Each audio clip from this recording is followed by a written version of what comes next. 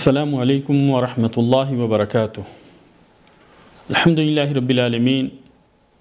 والصلاة والسلام علی اشرف الانبیاء والمرسلین نبینا محمد وعلی آلہ وصحبہ اجمعین ومن تبعہم بإحسان الی یوم الدین۔ محترم ناظرین، یہ 29 سوال سن 10 ہجری کی بات ہے۔ نبی کریم صلی اللہ علیہ وسلم کے لخت جگر ابراہیم رضی اللہ تعالی عنہ کی اسی دن وفات ہوتی ہے اور سورج کو گرہن لگتا ہے۔ جاہلیت کے عقیدے کے مطابق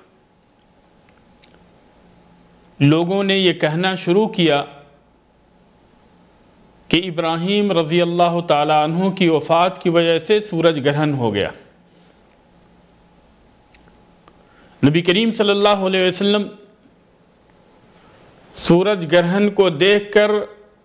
کافی خوفزدہ ہوئے اور آپ صلی اللہ علیہ وسلم نے لوگوں کے اس عقیدے کو بھی باطل قرار دیا کہ کسی کی موت یا کسی کی زندگی کی وجہ سے سورج یا چاند کو گرہن لگتا ہے، بلکہ آپ صلی اللہ علیہ وسلم نے اس عقیدے کو واضح کیا کہ ان الشمس والقمر آیتان من آیات اللہ لا ينکسفان لموت احد ولا لحیاتی،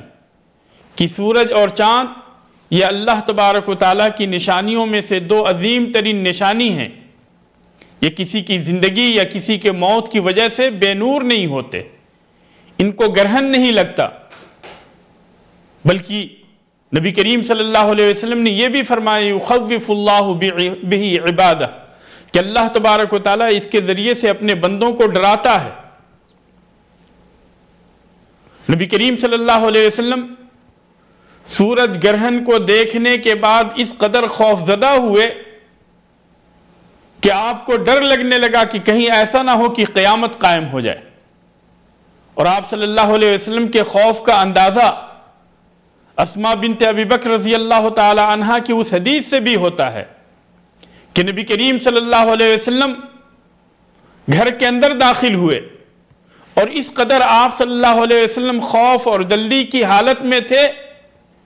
کہ بجائے اس کے کہ آپ اپنی چادر لیتے، اپنی بیویوں کی قمیص میں سے کوئی ایک قمیص لے کر باہر نکل گئے، یہاں تک کہ پیچھے سے آپ صلی اللہ علیہ وسلم کو لا کر چادر دی گئی۔ تو اس طریقے سے نبی کریم صلی اللہ علیہ وسلم کا خوف کا حال تھا، اور آپ صلی اللہ علیہ وسلم نے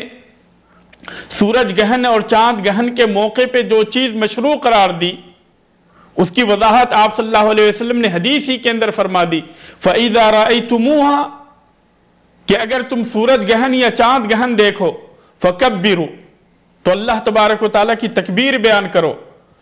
وَادْعُوا اللَّهَ، اور اللہ تبارک و تعالیٰ سے دعائیں کرو، وَصَلُّوا وَتَصَدَّقُوا، اور نماز پڑھو اور صدقہ کرو۔ آپ صلی اللہ علیہ وسلم نے بھی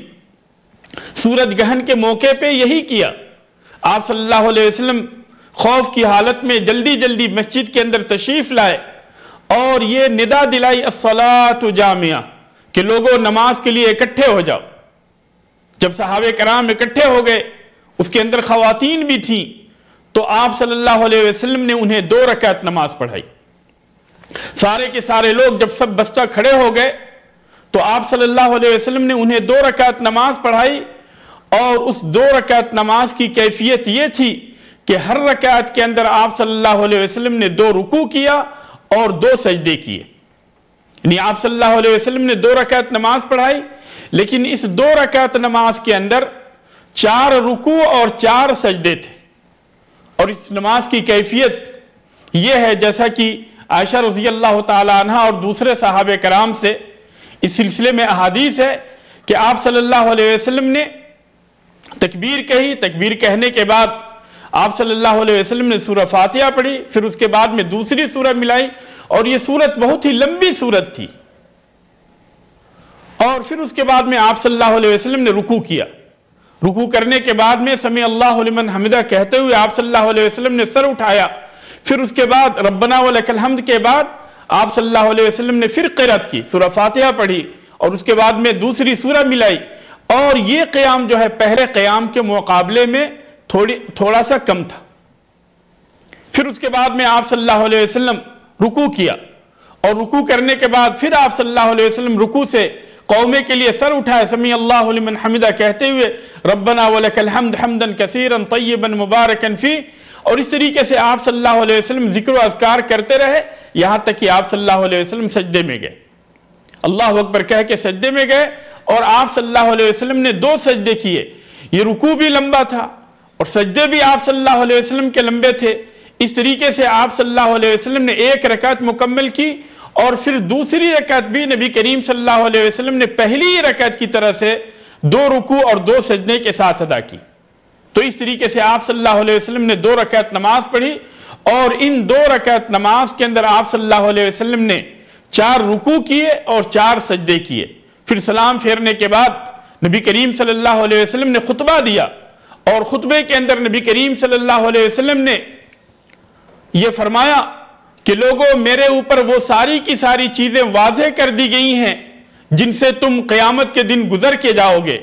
چنانچہ لوگوں کا اکٹھا ہونا، حشر و نشر، اور اسی طریقے سے پل صراط سے گزرنا، اور جنت اور دوزخ، یہ ساری کی ساری چیزیں نبی کریم صلی اللہ علیہ وسلم کو دکھائی گئی۔ آپ صلی اللہ علیہ وسلم نے فرمایا کہ جب تم مجھے دیکھ رہے تھے کہ میں آگے بڑھ رہا ہوں تو میرے سامنے جنت پیش کی گئی، اور میں قریب تھا کہ میں اس کے انگور کے گچھے کو لے لیتا، لیکن میرے ہاتھ وہاں تک نہیں پہنچ سکے۔ یا یہ ہے کہ بعض روایتوں کے اندر آتا ہے کہ پھر میں نے یہ یاد کیا کہ یہ تو جنت کے لیے ہے، یہ یعنی جب انسان جنت کے اندر داخل ہوگا تو اس وقت کے لیے یہ چیزیں ہیں، یہ پھل ہیں، تو پھر ایسی صورت میں پیچھے ہٹ گیا۔ اور پھر نبی کریم صلی اللہ علیہ وسلم نے فرمایا کہ اور جو تم لوگوں نے دیکھا مجھے پیچھے ہٹتے ہوئے، تو دراصل اس وقت جہنم کو میرے سامنے لایا گیا، اور پھر اس کے بعد میں نبی کریم صلی اللہ علیہ وسلم نے جہنم کی چیزیں بیان کی کہ میں نے اس کے اندر بنو اسرائیل کی اس عورت کو بھی دیکھا کہ جو ایک بلی کی وجہ سے عذاب دی جا رہی ہے، جہنم کے اندر جل رہی ہے، کیونکہ اس نے بلی کو باندھ رکھا تھا، نہ تو اس نے کھانے پینے کے لیے اسے کچھ دیا اور نہیں چھوڑا تاکہ وہ بلی جو ہے کیڑے اور مکوڑے کھا کر اپنی زندگی گزار سکے۔ تو بھوکے اور پیاسے مارنے کی وجہ سے اللہ تبارک و تعالیٰ اسے جہنم کے اندر عذاب دے رہا ہے۔ اسی طریقے سے نبی کریم صلی اللہ علیہ وسلم نے عمرو بن لحی الخزاعی کے بارے میں بھی ذکر کیا کہ جس نے سب سے پہلے جانوروں کو بتوں کے نام پہ آزاد کرنا شروع کیا تھا، تو آپ صلی اللہ علیہ وسلم نے اس کے بارے میں بھی تذکرہ کیا کہ اس کو بھی میں نے جہنم کے اندر دیکھا۔ تو آپ صلی اللہ علیہ وسلم کو اس نماز کے دوران جنت اور جہنم کی ساری چیزیں دکھائی گئی، اور آپ صلی اللہ علیہ وسلم نے یہ بھی فرمایا کہ تمہیں قبر کے اندر فتنے کے اندر مبتلا کیا جائے گا، اور یہ فتنہ دجال کے فتنے کے قریب ہوگا۔ اسماء بنت ابی بکر رضی اللہ فرماتی ہیں،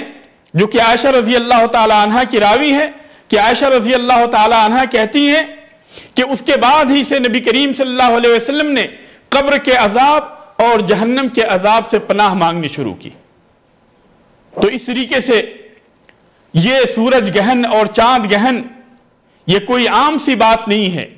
بلکہ یہ اللہ تبارک و تعالیٰ کی نشانیاں ہیں، اور اللہ تبارک و تعالیٰ ان نشانیوں کے ذریعے سے اپنے بندوں کو ڈراتا ہے۔ اگر اس طرح کی کوئی نشانی ظاہر ہو تو ہمارے لیے ضروری ہے کہ ہم اللہ تبارک و تعالیٰ کی عبادت کریں، اللہ تبارک و تعالیٰ کے ذکر و اذکار کریں، دعائیں کریں، صدقات و خیرات کریں، اللہ تبارک و تعالیٰ کے لیے نماز پڑھیں، اور نماز کی جو کیفیت ہے وہ کیفیت ابھی آپ کے سامنے بیان کی گئی۔ تو جماعت کے ساتھ بھی نماز پڑھنا نبی کریم صلی اللہ علیہ وسلم کی سنت ہے، نبی کریم صلی اللہ علیہ وسلم کا طریقہ ہے، اور خواتین بھی جماعت کے ساتھ نماز پڑھنے کے لیے مسجد کے اندر آئیں گی، اور اگر وہ مسجد نہیں آ سکتی ہیں یا اسی طریقے سے کوئی مرد جو ہے مسجد نہیں آ سکتا ہے تو وہ تنہا بھی نماز پڑھ سکتا، اس لیے کہ نبی کریم صلی اللہ علیہ وسلم کی یہ حدیث ہے کہ جب تم سورج گہن یا چاند گہن کو دیکھو تو اللہ تبارک و تعالیٰ کے لیے عبادت کرو، دعائیں کرو، ذکر و اذکار کرو، نماز پڑھو، تو چاہے اگر جماعت کے ساتھ اگر جماعت ہو رہی ہے تو جماعت کے ساتھ ادا کریں، اور اگر جماعت نہیں ہو رہی ہے تو تنہا پڑھیں، اس لیے کہ سورج گہن اور چاند گہن کی نماز جو ہے یہ فرض کفایہ ہے۔ اگر سارے کے سارے لوگ نہیں پڑھے تو سب کے سب گناہگار ہوں گے، لیکن اگر کچھ لوگوں نے بھی ادا کر لی تو اسی صورت میں فرضیت ساقط ہو جاتی ہے۔ اللہ تبارک و تعالیٰ سے دعا ہے کہ اللہ تبارک و تعالیٰ ہمیں